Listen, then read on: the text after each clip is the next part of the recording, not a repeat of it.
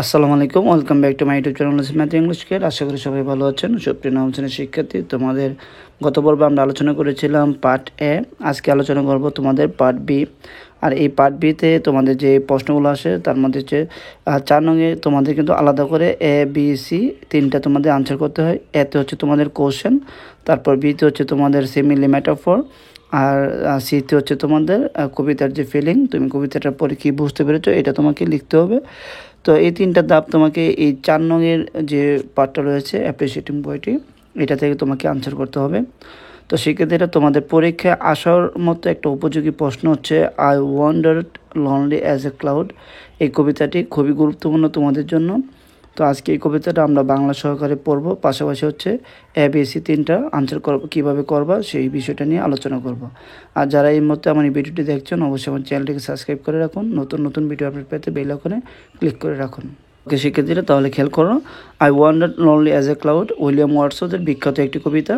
তো I wandered lonely as a cloud এর অর্থ হচ্ছে এক টুকরো মেঘ হয়ে আমি বাসি একাকী, that floats on high over vales and hills, যেটা ভেসে যায় পর্বত উপত্যকা ছাপিয়ে। When all at once I saw a crowd, এরই মাঝে হঠাৎ আমি দেখি a host of golden daffodils, একগুচ্ছ সোনালি ড্যাফোডিল দাঁড়িয়ে। Beside the lake beneath the trees, হ্রদের পাশে সবুজে বৃক্ষরাজির তলে। Fluttering and dancing in the breeze, মৃদু বাতাসে তারা উঠেছে দুলে। Continuous as a star that shine, তারা জলে উজ্জ্বল নক্ষত্রের মতো। That twinkle on the milky way, যারা মিটমাট করে ছায়াপথ ঘিরে। দ্য স্কেটস ইন নেভার এন্ডিং লাইন, অমর সারিতে তারা দাঁড়িয়ে অক্ষত। Along the margin of a bay, শোভিচ্ছে সুদূর উপসাগরের তীরে। 10,000 saw I at a glance, 10,000 দেখি আমি এক পলকে।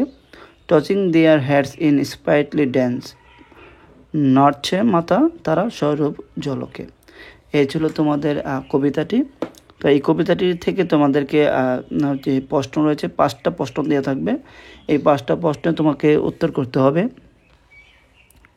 তো এখানে হচ্ছে এই যে তোমাদের এখানে 5টা প্রশ্ন, এই 5টা প্রশ্ন থেকে তোমাদের হচ্ছে 10 নম্বর। তো শিক্ষার্থীরা এখন যারা এই মুহূর্তে আমার এই ভিডিওটি দেখছেন, অবশ্যই আমার চ্যানেলটিকে সাবস্ক্রাইব করে রাখুন, নতুন নতুন ভিডিও আপডেট পেতে বেল আইকনে ক্লিক করে রাখুন।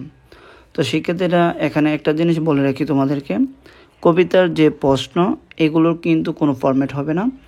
এগুলো তোমাদেরকে কবিতাটা ভালো করে বুঝে তারপর তোমাকে আনসার করতে হবে। তবে একটা জিনিস মনে রাখতে পারো, সেটি হচ্ছে এই যে প্রশ্নটা করা হয় এই প্রশ্ন থেকে তুমি কিন্তু স্টার্টিং করতে পারো।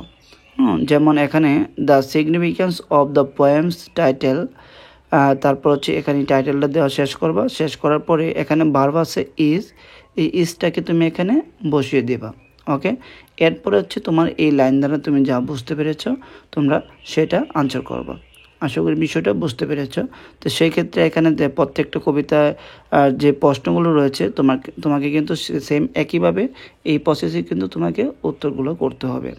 তারপর হচ্ছে তোমাদের বি পার্টে রয়েছে যে সিমিলি মেটাফর। তো সিমিলি মেটাফর থেকে কিভাবে উত্তর করতে হবে সেটা কিন্তু আমরা একটা ভিডিও আগে দিয়েছিলাম। তোমরা যারা ওই ভিডিওটি দেখো নাই, এই ভিডিও ডিসক্রিপশন বক্সে তোমার ওই ভিডিওটার লিঙ্ক দেওয়া থাকবে, তোমরা ওই ভিডিওটা চাইলে দেখে নিতে পারো। এতে করে তোমরা কিন্তু খুব সহজেই সিমিলি এবং মেটাফর এটা কিন্তু আনসার করতে পারবা। এখানে শিক্ষার্থীরা তোমাদের যে বি পার্টের যে অংশটা, read the poem again and then identify 2 similes, 2 imagery and 1 metaphor. ওকে, তোমাদের 2টা সিমিলি দিয়েছে, 2টা ইমেজারি দিয়েছে এবং একটা মেটাফর দিয়েছে। এটাকে তোমাকে পারপাস সহ লিখতে হবে। তো পারপাসগুলো কীভাবে খুব সহজে লিখতে হবে এটা কিন্তু আমরা আলোচনা করেছিলাম। তো ওই ভিডিওটা তোমরা দেখে নিতে পারো, তাহলে তোমাদের এই পারপাস লিখতে কিন্তু তোমাদের কোনো আর সমস্যা হবে না। এরপরে তোমাদের সির যে অংশটা আছে, read the poem again and express your feeling, এই ফিলিংসটা তোমার কীভাবে লিখতে হবে এটার উপর আমাদের আরেকটা ভিডিও আছে, তোমরা ওই ভিডিওটা দেখতে পারো। তাহলে তোমরা কিন্তু খুব সহজেই এই ফিলিংসটা লিখতে পারবা পরীক্ষায়। তো তো তোমাদের পরীক্ষা খুবই সন্নিকটে। তো আমি বলবো তোমরা এখনও যারা গুছিয়ে পড়তেছো না, তোমরা অবশ্যই গুছিয়ে পড়া শুরু করে দাও। আর তোমাদের যে কোনো টপিকে যদি কোনো সমস্যা থাকে তোমরা অবশ্যই কমেন্টে জানিয়ে দেবে, আর তোমাদের প্রত্যেকটা কমেন্টের উত্তর দেওয়ার চেষ্টা করব। তো আশা করি তোমরা এই ভিডিও দেখে তোমরা অনেক উপকৃত হয়েছো। মুহূর্তে আমার এই ভিডিওটি দেখছো, অবশ্যই আমার চ্যানেলটিকে সাবস্ক্রাইব করে রাখো। নতুন নতুন ভিডিও আপডেট পেতে বেল আইকনে ক্লিক করে রাখো। দেখা হবে আগামী কোনো নতুন ভিডিওতে। সে অবধি ভালো থেকো। আল্লাহ হাফেজ।